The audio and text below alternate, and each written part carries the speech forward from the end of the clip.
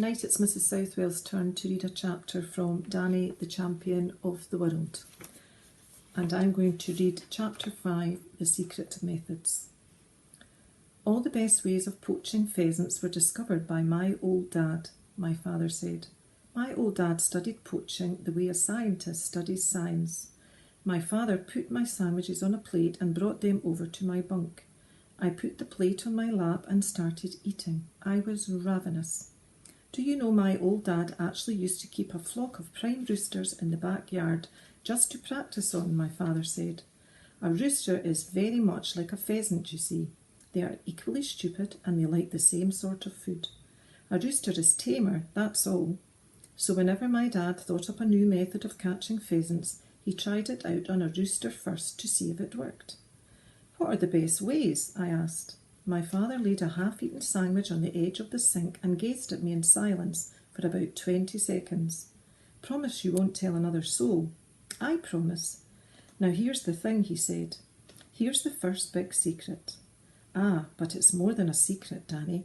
It's the most important discovery in the whole history of poaching. He edged a shade closer to me. His face was pale in the pale yellow glow from the lamp in the ceiling, but his eyes were shining like stars. So here it is, he said. And now suddenly his voice became soft and whispery and very private. Pheasants, he whispered, are crazy about raisins. Is that the big secret? That's it, he said. It may not sound very much when I say it like that, but believe me, it is. Raisins, I said. Just ordinary raisins. It's like a mania with them. You throw a few raisins into a bunch of pheasants and they'll start fighting each other to get at them.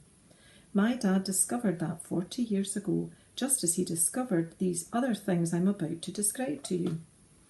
My father paused and glanced over his shoulder as though to make sure there was nobody at the door of the caravan listening. Method number 1, he said softly, is known as the horsehair stopper.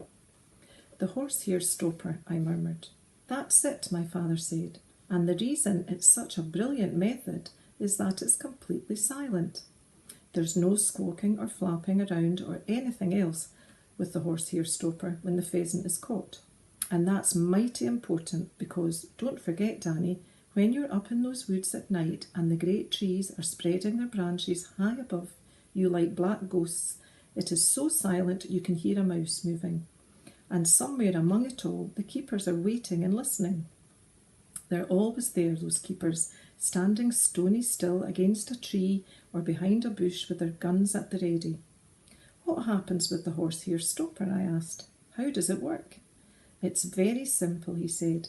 First you take a few raisins and you soak them in water overnight to make them plump and soft and juicy. Then you get a bit of good stiff horsehair and you cut it up into half-inch lengths. Horsehair, I said. Where do you get horsehair? You pull it out of a horse's tail, of course.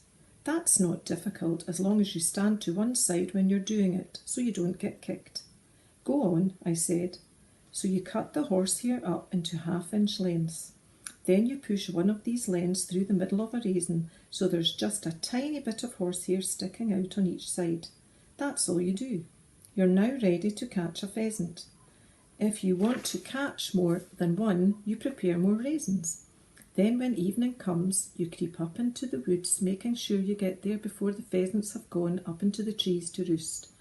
Then you scatter the raisins, and soon along comes a pheasant and gobbles it up.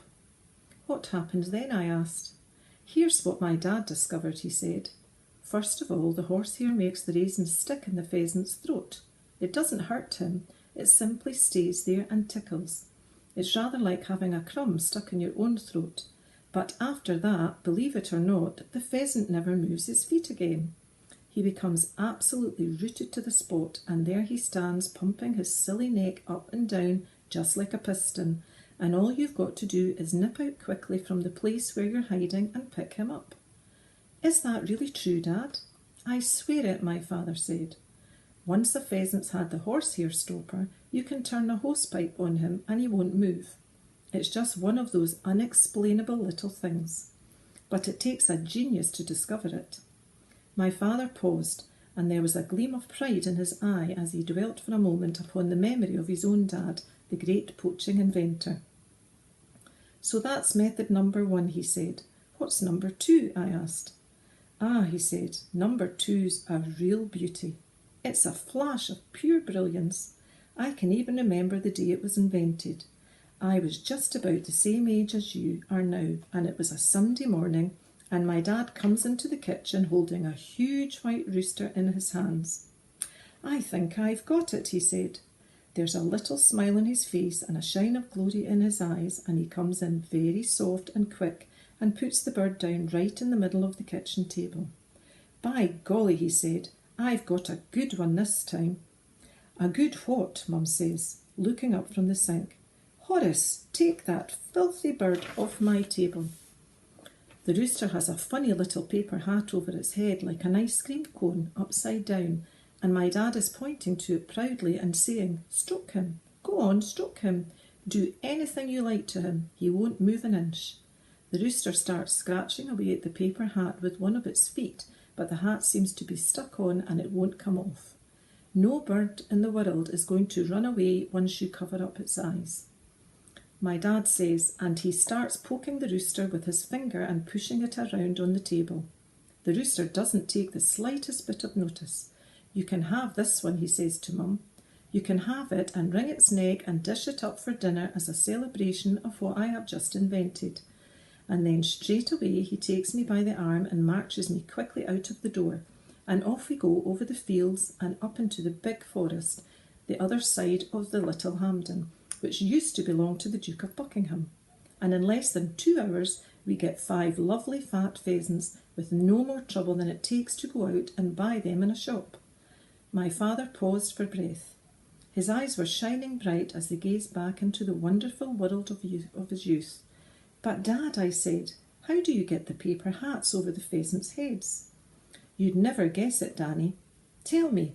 "Listen carefully," he said, glancing again over his shoulder as though he expected to see a keeper or even the Duke of Buckingham himself at the caravan door. "Here's how you do it. First of all, you dig a little hole in the ground. Then you twist a piece of paper into the shape of a cone and you fit this into the hole, hollow end up like a cup. Then you smear the inside of the paper cup with glue and drop in a few raisins. At the same time, you lay a trail of raisins along the ground leading up to it. Now the old pheasant comes pecking along the trail, and when he gets to the hole, he pops his head inside to gobble up the raisins, and the next thing he knows, he's got a paper hat stuck over his eyes and he can't see a thing. Isn't that a fantastic idea, Danny?" My dad called it the sticky hat. "Is that the one you used this evening?" I asked. My father nodded. "How many did you get, Dad?" "Well," he said, looking a bit sheepish, "actually I didn't get any. I arrived too late. By the time I got there, they were already going up to roost. That shows you how out of practice I am. Was it fun all the same?" "Marvellous," he said, "absolutely marvellous, just like the old days." He undressed and put on his pyjamas. Then he turned out the lamp in the ceiling and climbed up into his bunk. "Dad," I whispered, "what is it? Have you been doing this often after I've gone to sleep without me knowing it?" "No," he said. "Tonight was the first time for 9 years. When your mother died and I had to look after you by myself, I made a vow to give up poaching until you were old enough to be left alone at nights. But this evening I broke my vow. I had such a tremendous longing to go up into the woods again. I just couldn't stop myself. I'm very sorry I did it." "If you ever want to go again, I won't mind," I said. "Do you mean that?" he said, his voice rising in excitement. "Do you really mean it?" "Yes," I said, "so long as you tell me beforehand. You will promise to tell me beforehand if you're going, won't you?" "You're quite sure you won't mind?" "Quite sure." "Good boy," he said, "and we'll have roast pheasant for supper whenever you want it. It's miles better than chicken." "And one day, Dad, will you take me with you?" "Ah," he said, "I reckon you're just a bit young to be dodging around up there in the dark. I wouldn't want you to get peppered with buckshot in the backside at your age." "Your dad took you at my age," I said. There was a short silence. "We'll see how it goes," my father said, but I'd like to get back into practice before I make any promises. You understand? Yes, I said. I wouldn't want to take you with me until I'm right back in my old form. No, I said. Good night, Danny. Go to sleep now. Good night, Dad. I hope you enjoyed that.